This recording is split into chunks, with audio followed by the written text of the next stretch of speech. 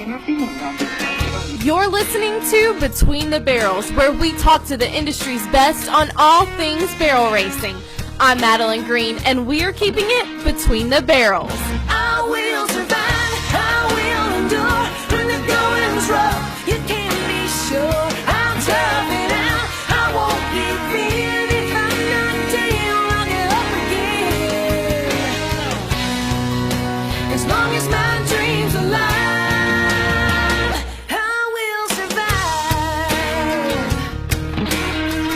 Hey everyone, welcome to a special episode of Between the Barrels. I'm your host, Madeline Green, and today on the show, I'm going to be talking to Beth Ann Thomas, the mother of a very special cowgirl we all love, Jacee Beth Thomas. For those of you who don't know Jacee, she was in a train accident about a year ago near her house. She was then airlifted to Jacksonville, Florida, and later taken to Shepherd Center in Atlanta. She is now in Texas continuing her treatment for a traumatic brain injury and is doing an amazing job. The last time I talked to Jacee was at a rodeo right before the accident in Athens, Alabama. We talked about barrel racing and rodeo, of course, and kind of what our plans were for the rest of that summer. When I heard about the news of her accident, I was in complete shock.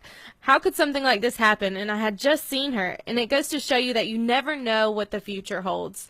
Jacee has been doing so incredibly amazing, and I have no doubt that there are great things in store for her future. Hey Beth Ann, how are you doing? I'm fine. Well, I hope that you're having a peaceful Sunday. Are Sundays usually a little slower for you guys? Sundays are actually harder for us. Oh no! Yes, the weekends are harder or have been harder because of no therapy. Yeah. And Jacee gets a little stir crazy in the apartment. Mm-hmm. However, as she's progressing, we can get her out more. So we've gotten to where we're starting to enjoy our weekends, but John isn't here with us this weekend, so we're limited on activities that we can go and do. And, again, that makes it difficult. And tomorrow is Memorial Day, so therapy is closed. Oh, no. So now we have a 3-day weekend, but we've just gotten back from being gone for several hours, and Jacee had a good outing, and we even got to take her to a cafe. Awesome. In Humble, Texas. The sitter and I took her in to eat, and she did very well. Great. And yes, but now we're already seeing her starting to get very restless now that we're back in the apartment and at 94 degrees. Yeah, she's not liking the apartment. No, and it's hard to just walk her. As long as you keep her moving, she's good. Yeah. But, it's a little hot out there. Yeah, I can only imagine. Weekends are hard, but yes. Like I said, they're getting better because when John's here, we can go places. Caleb Driggers called text yesterday, and he was at a roping, and had John been here, we would have taken off immediately and met him there, but, we couldn't, so. Well, you do what you can. That's right.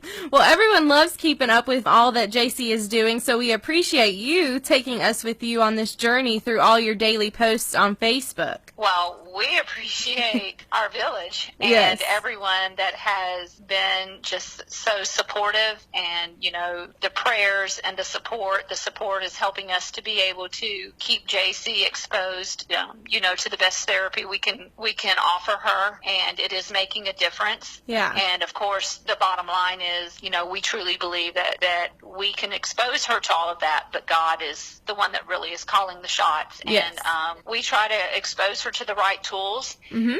Through the people and that kind of thing, with the rehab, and God does the rest. Yeah. And so the prayers and the support. We say overwhelmed so often, and it's so inadequate. Yeah. But, because it's much more than being overwhelmed. But Jacee has become everybody's child, everybody's yes. sister, friend, and them being behind her and behind us like they has made all the difference yes. in the world, in her therapy and her recovery. Awesome. That is so awesome. So we thank everyone yes. for that.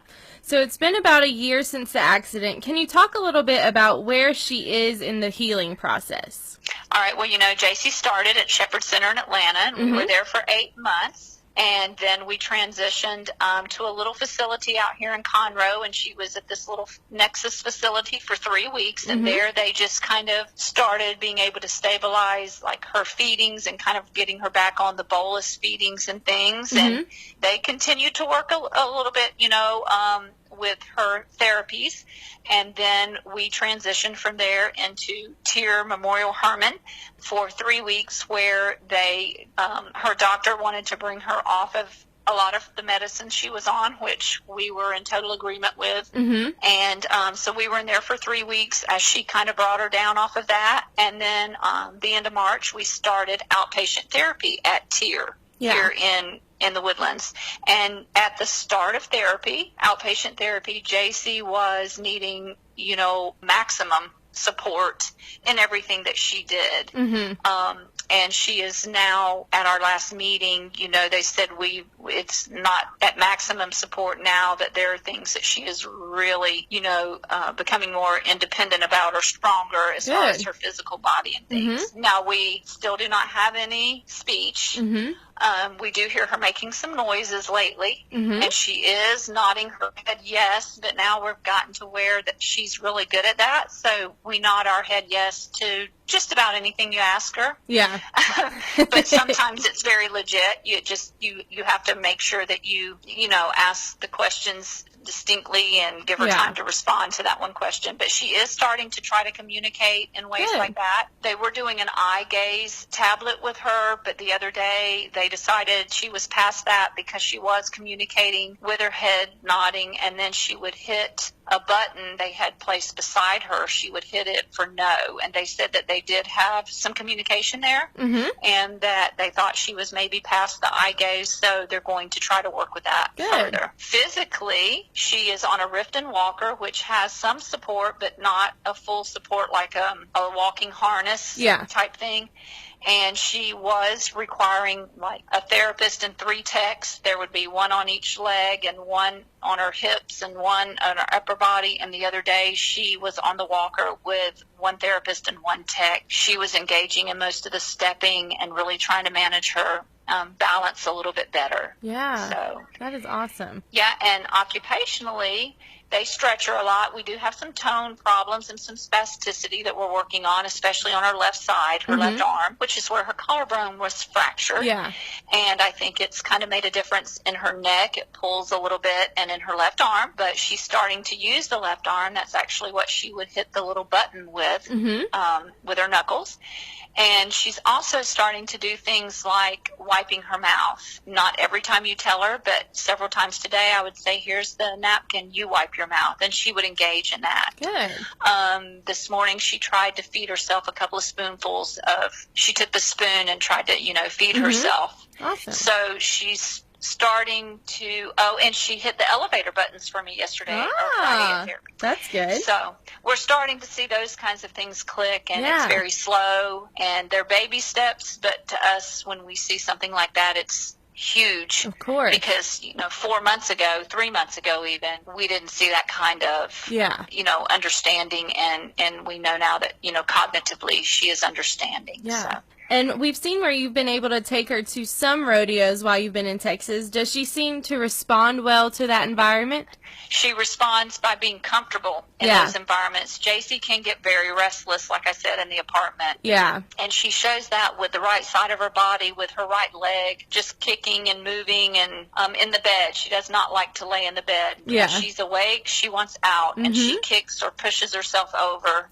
And when we take her to these places, we've been to some barrel races, and we've been to the Slack a couple of times out at Conroe, and then we went to a performance at Crockett, and just very relaxed, very comfortable. We never felt panicked at all with her. I was kind of worried at Crockett because of the clown act and the blowing up the, the things, and I was panicking, and it didn't even faze her. And then we met my longtime friend, Sissy Riken, was there with her family, and as I was introducing Jacee and reminding her about Sissy, and she would smile, and she, seemed to be very aware. And then Joe Beaver came over to talk to Jacee, and Joe and Jacee, she had attended some of his schools, and they're very familiar with each other. And immediately at the sound of his voice and seeing him when he stepped in front of her, it was obvious. She knew And we never saw, like, we were at the rodeo for 3 hours. We didn't see any of the restlessness. Yeah. We didn't see, I mean, just totally, totally captivated with it. Yep. So, Well, that's awesome. And you said Yes. she has been eating some on her own. What kind of foods does she like and what does she not like? well, she had started out, the first swallow test that she passed, she was just allowed to eat puree food. Mm-hmm. We were trying our best. I don't cook, so I had to go buy everything and try to see what we could get her to eat. And Yeah. it was more like, there were some sweet potatoes and vegetables that were pureed, and, she was okay with them. She does like applesauce. Mm-hmm. And today, well, she had another swallow test, and they moved her on to just soft food. So that kind of opened the door up a little bit Yeah. more for us to be able to. And today she ate some glazed carrots, and she ate sweet potato souffle, and she had a little bit of dressing. Nice. But she's always liked peaches and cream oatmeal, and she eats that for breakfast, and she seems to still enjoy that. But now her favorite foods were, like, she had the nickname 12 Piece from Chick-fil-A. So we tried to puree the nuggets there, but that didn't go over very well. So I know she'll be glad when she can pass the swallow test and be able to do that. Oh, So I'm sure. Just different things. She is liking milkshakes, but we have to be cautious about how much because they seem to be a little bit rich, for her stomach. Mm-hmm. Yeah. Reading your daily post, you can tell that she's still pretty gritty and determined. Kind of talk about that a little bit. Well, she is gritty, she is determined, and then she's stubborn. Yes. Which, as a parent, sometimes you don't particularly like to see that quality in your child, but it's become a blessing. We love to see that. She does, I guess, still, she has that grit and that determination, but it's for me, it was hard to understand that she was showing us that because, everything is so slow with the brain injury, but she is showing it because she's determined to keep going. And they said, no, she's definitely showing that even when she gets agitated, she's trying to push through. And so those attributes are such a blessing. Yeah. And the fact that she was, pre-accident, a big, strong, she called herself sturdy girl. She was sturdy because she has lost a lot of weight. Yeah. But she is, you can see now, I'm starting to just be able to see the grittiness and the determination. Yeah. And it's a beautiful thing. Oh, yeah. And kind of take us through a day of therapy with Jacee. All right. Well, she has the 3 basic therapies. She has speech, occupational, and physical. Mm-hmm. And a lot of times they kind of try to, especially occupational, will try to do things that will help with the physical therapy as far as prepping her body. Speech therapist, she's had 2. One works with her mainly on the swallowing and the eating and the chewing. Her swallowing is very good, but she has apraxia. Okay. And it has even affected her oral, like the movement of the tongue and manipulating the food. So we've done a lot of work trying to get her to start moving that tongue laterally and pulling that food back. Once she gets it back to the proper position, her body is allowing the proper muscle movement and everything for the swallowing. So that's a blessing. Yeah. But it's an oral thing. So one therapist works a lot on that, and then there's another one that works with her more on communication. But even the one that's working on the swallowing, they're constantly trying to communicate and get her to follow commands and choose what if she wants applesauce or pudding or lemonade or apple juice, so they're always engaging that mind into making a choice and just keeping that mind going constantly. Yeah. Occupational therapy spends a lot of time with her upper body, stretching, working on trying to get her trunk balance and body position. The left arm, that's an important thing to work on constantly. At one point when we came out here, it was contracted up to her chest. Wow. Now that they had it cast and it's open, now you can't get it to contract because of the spasticity. So she'll be having some more Botox in that arm. In a week or so. They use a lot of Botox in these patients, which I didn't realize. So it's been a learning experience for us. But that's what occupational does. And also trying to teach her some of her basic, daily skills, brushing her teeth, or the spoon and eating, wiping her own face. Yeah. Rubbing lotion on her arm, different things, anything to, again, keep that mind going and trying to help her to remember basic things that were more habits. Yeah. And trying to get those things to kick back in. And then physical therapy, they are focusing a lot on, the walking and the lower body strength. They'll put her on like a new step machine to try to get her, to push in and out with her legs, everything that helps her towards the walking and transitioning from, the bed to the chair or from the mat. They do a lot about the transitioning so you can transition easy at home to a different, like I said, from the bed to the wheelchair or to the shower chair or whatever it is. But everything they do has a purpose. Yeah. Everything. Even if this, and you'll think, well, now what does that even matter? Come on, let's do something big. Let's go. Yeah. But the little things, they can work with her 5 minutes doing some things on the mat that breaks the tone in her legs so that then when they get her up to walk her, the tone doesn't kick in and interrupt what she's trying to do. Yeah. And, it's everything matters. Yeah. So. Wow.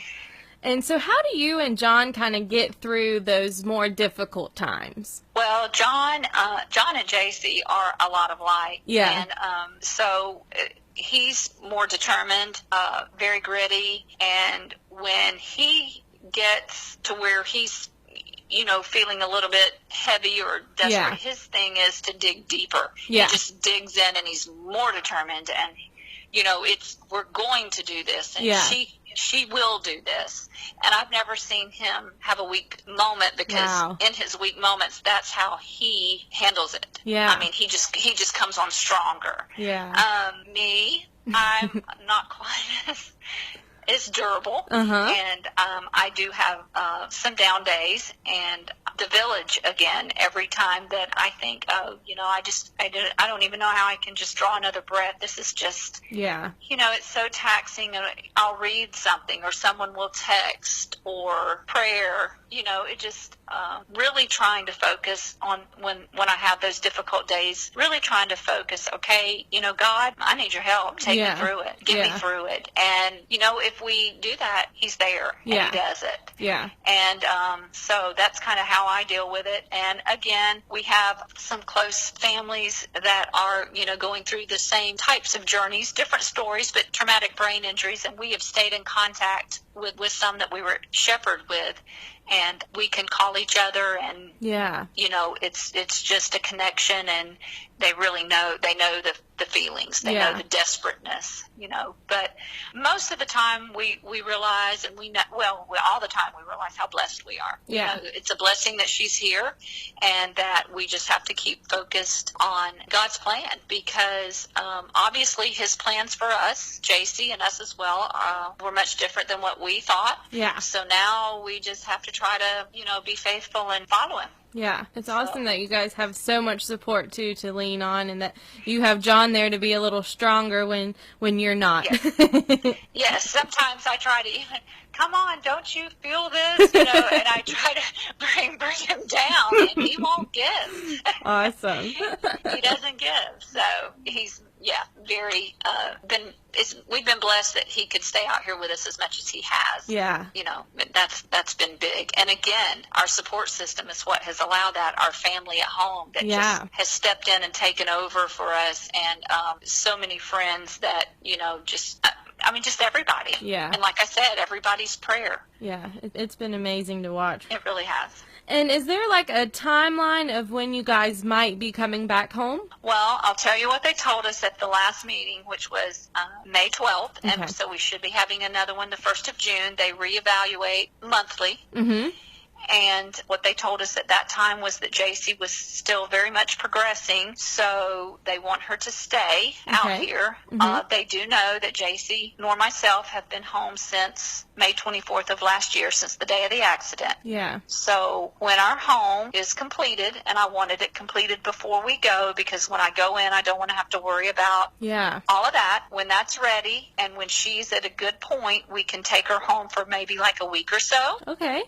Just to let her, reconnect. And they don't want us to stay gone very long at this point because she's making so many gains right now every week. We'll come back for more therapy, and they really didn't say for sure when, but it looks like right now for another couple months we'll probably be here. And then when she would get to a point where she plateaus as far as her gains, they said we'll send you, tell you when it's time to go home. Yeah. And you go home, and as she progresses and meets certain goals there, we could bring her back out here for the next level of therapy. Yeah.